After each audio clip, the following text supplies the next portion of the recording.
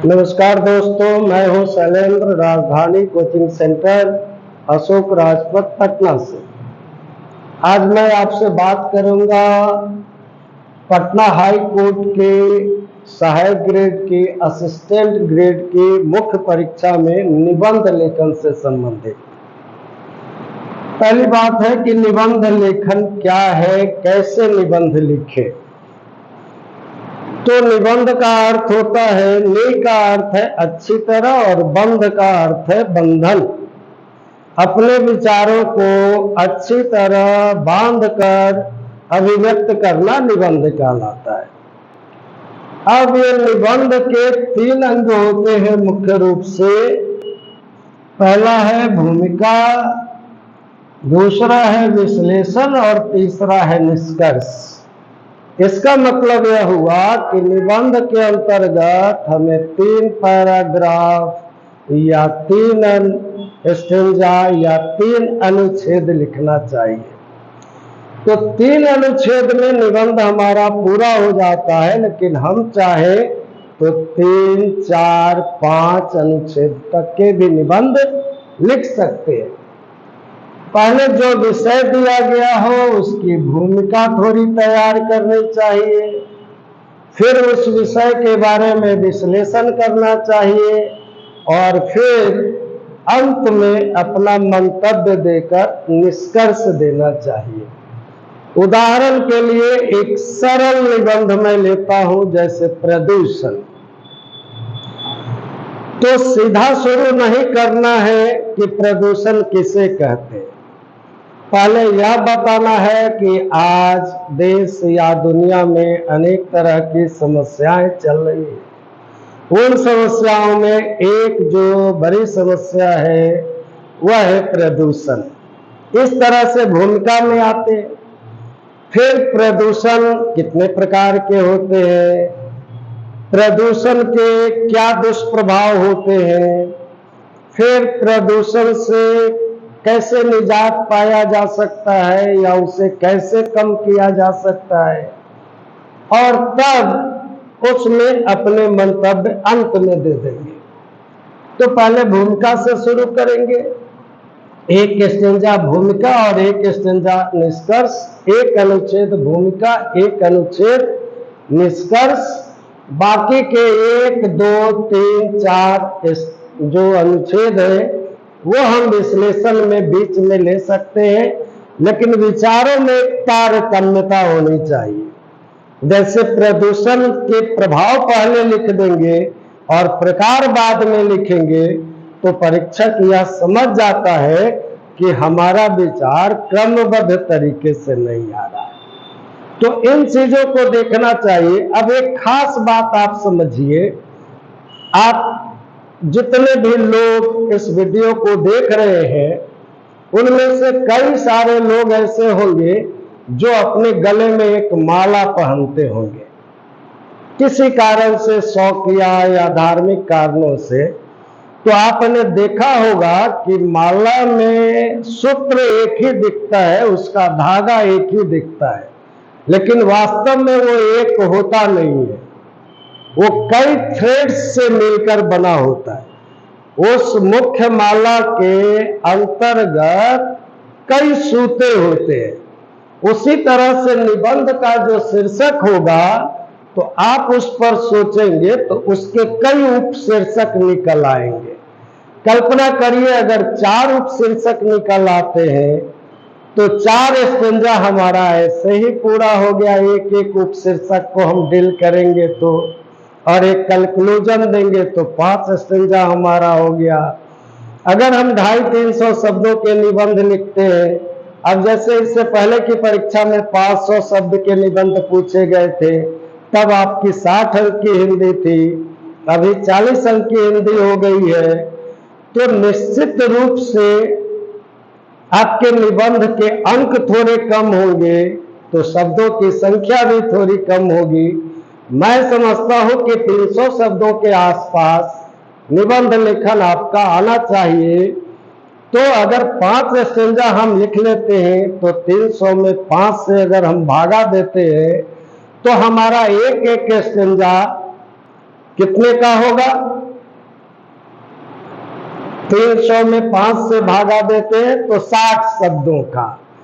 तो वास्तविक लक्ष्य आपका 300 शब्द नहीं है, आपका वास्तविक लक्ष्य केवल 60 शब्द है, जो बहुत आसान है। केवल ये करना है कि आप थ्रेड निकाल सकिए। जैसे अभी मैंने पॉल्यूशन की बात की थी, एक भूमिका बनाइएगा, फिर प्रदूषण किसे कहते हैं ये डील कीजिएगा, 2 हो गया। फिर प्रदूषण के प्रकार 3 हो गया। फिर प्रदूषण के दुष्प्रभाव 4 हो गया। फिर समाधान कैलकुलेशन 5 हो गया। तो 60 शब्द ही वास्तव में आपको लिखने हैं। आपको 300 शब्द या 400 शब्द या 500 शब्द नहीं लिखना है। तो एक बात तो ये हो गई। एक दूसरी महत्वपूर्ण बात ये है कि विद्यार्थियों का सबसे ज्यादा जोर होता है सब्जेक्ट मैटर पर या डेटा पर या डाटा पर, कि कौन सी घटना किस वर्ष हुई, कौन कौन लोग उसमें इन्वॉल्व थे, क्या क्या हुआ, कितनी धनराशि खर्च हुई। मैं समझता हूं कि इस प्रलोभन में पड़ना आपके लिए अच्छा नहीं है। आपके लिए सबसे महत्वपूर्ण है कि आप अपनी भाषा की डिसेंसी, उसकी खूबसूरती बनाए रखें, क्योंकि आपको ध्यान देना है कि आपका जो परीक्षक है वो अर्थशास्त्री नहीं है, आपका परीक्षक लिटरेरी है। वह भाषा की भूख है उसे, तो अच्छी भाषा देकर आप उसे जल्दी संतुष्ट कर पाएंगे। डाटा देने में यह होगा कि संभव है कि आपके परीक्षक को भी उतने डाटा याद नहीं तो हो सकता है कि बार बार उन्हें तलाशना पड़े कि ये डाटा ठीक है या कि नहीं। तो इससे उनके अंदर एक खीज भी उत्पन्न हो सकती है, जो आपके लिए घातक होगा। तो मैं बताता हूं आपको कि पहले तो आप ये डिसाइड करें कि हमें एक प्लेटफॉर्म बनाना है, एक भूमिका बनानी है, फिर उसका विश्लेषण करना है और फिर कंक्लूजन दे देना है। ध्यान रखिए, किसी भी निबंध में आप पॉजिटिव तरीके से चलिएगा, सकारात्मक विचार रखिएगा, लेकिन विश्लेषण के बीच में कहीं न कहीं उसकी त्रुटियों को, उसकी कमियों को, उसकी आलोचना को भी रखना है। मसलन अगर हम अमृत महोत्सव की बात करते हैं तो हम यह देखते हैं कि भारत के जो राज्य वैसे हैं जिनमें केंद्र की सरकार वाली पार्टी की ही सरकार है, तो वहां यह अमृत महोत्सव धूमधाम से मनाया गया। लेकिन जिन राज्यों में केंद्र से अपोजिट पार्टी की सरकार है, उन राज्यों में अमृत महोत्सव को उतना तवज्जो नहीं दिया गया। तो यह जरूरी है कि आलोचना का पक्ष है। फिर अमृत महोत्सव में जितने लोगों को लगाया गया और जो जो कार्यक्रम होने थे, क्या उनके एग्जीक्यूटिव, क्या उनके प्रतिनिधि उतने ईमानदार और जोशीले थे जितना कि हमारे प्रधानमंत्री जी थे? तो ये आलोचनाएं भी थोड़ी थोड़ी डालनी है, लेकिन निष्कर्ष में फिर संतुलन पर आ जाना है, फिर पॉजिटिव विचार रखना है, सकारात्मक विचार रखना है। तो इससे आपके अंक ऊंचे आएंगे। एक बात और आपको बता देता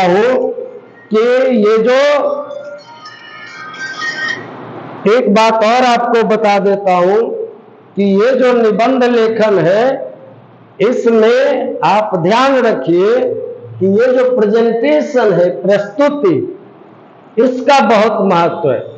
निबंध वह साहित्य है जिसमें विषय प्रधान नहीं होता है, बल्कि विषय प्रधान होता है, लिखने वाला प्रधान होता है।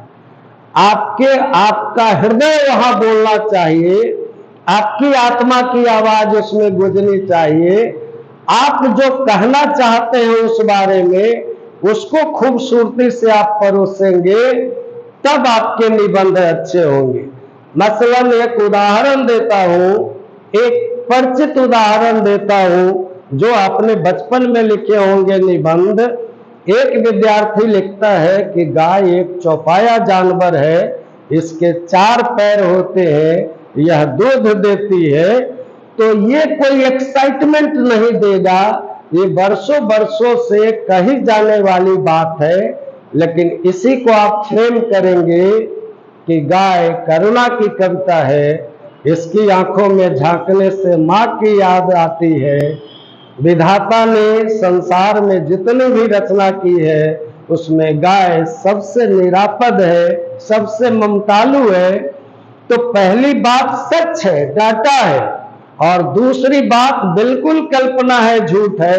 लेकिन मेरा भरोसा रखिए, ये दूसरे वाले निबंध पर अंक के ग्राफ निश्चित ही ऊंचे जाएंगे। तो बच्चों, आपको ये समझना है कि केवल आप परीक्षा में बैठ गए हैं इसलिए लिख रहे हैं, या आपकी लिखावट अच्छी है। आप वहां नहीं होते, परीक्षक के सामने आपकी कॉपी होती है।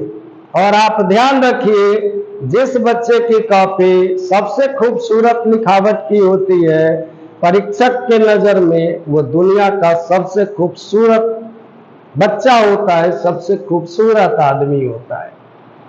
तो आपकी लिखावट आपकी रिप्रेजेंटेटिव है, आपका प्रतिनिधित्व करती है। तो लिखावट पर सबसे ज्यादा ध्यान दीजिए। दूसरी बात है भाषा की शुद्धि। आप में पर अनुस्वार छोड़ देते हैं, ही पर अनुस्वार डाल देते हैं, भाषा की संरचना लिंग पुल्लिंग बिगाड़ देते हैं। ये सारी बातें निबंध लेखन में और भाषा की परीक्षा में बहुत महत्व की बात है। आप सोचेंगे कि मैंने में पर अनुस्वार नहीं दिया है तो क्या हो गया, परीक्षक सोचेगा कि यह बच्चा में पर अनुस्वार देना भी नहीं जानता। तो इन बातों का बहुत ध्यान है। अब आपकी लिखावट ऐसी है और इतना बड़ा पूर्ण विराम डाल देंगे तो परीक्षक बिदक जाएगा, उसे लगेगा बच्चा रुचि संपन्न नहीं है, लाठी खड़ा कर दिया है। धक से उसके हृदय को चोट पहुंचेगी। लिटरेरी आदमी नाजुक मिजाज होता है, तो उसे मगर की तरह गुदगुदी लगाइए, उसे प्रसन्न करने की कोशिश कीजिए, नई बात कहिए, तब आपके निबंध में वो फ्लेवर आएगा। आपका रंग जितना निबंध पर चढ़ेगा, आपके अंक उतने ही अच्छे होंगे। ये बात ध्यान देने की है। आप लिखावट अच्छी रखिए, भाषा शुद्ध लिखिए। सबसे महत्वपूर्ण है निबंध में प्रेजेंटेशन, प्रस्तुति। ये प्रस्तुति कैसी आपने की है। एक आदमी एक ही पतीले में चावल, दाल, सब्जियां, अचार, पापड़ सब डालकर किसी मेहमान को परोस देता है। सब कुछ उसने स्वादिष्ट बनाया है, अच्छा बनाया है। मेहमान बिदक जाएगा, धक, थाली की जगह पतीला लेकर आया है और सबको सांध दिया है। ये मनुष्य के खाने की चीज है, ये तो पशु भी नहीं छुएंगे। लेकिन आप सोचिए, थाली में आपने चावल को पान का पत्ता बना दिया है, बगल में तमीज से दाल रख दी है, सब्जियां रख दी है, अचार पापड़ को ठीक से रख दिया है, तो मेहमान अपने को बहुत महत्वपूर्ण व्यक्ति समझेगा, कहेगा वो मैं इतना महत्वपूर्ण हूं और ऐसी जगह आया हूं कि मेरा भव्य स्वागत होता है। आपका परीक्षक भी वैसा ही है, प्रेजेंटेशन को, कहने के लहजे को सबसे महत्व देता है। और ये विषय प्रतिपादन जो है, आप विषय कम भी जानते हैं तो आप तनाव में नहीं रहे। विषय न जानकर भी डेफिनेटली आप निबंध में अच्छे अंक ला सकते हैं, बशर्ते कि आपकी लिखावट अच्छी हो, आपकी भाषा शुद्ध हो और आपको प्रस्तुत करने का ढंग मालूम हो। फिर आगे जब हम लोग बात करेंगे तो और निबंध की बारीकियों से आपको परिचित कराएंगे। मुझे विश्वास है कि मेरा यह वीडियो आपको जरूर पसंद आएगा, और पसंद आएगा तो मुझे बताना नहीं भूलिएगा। जय हिंद, जय।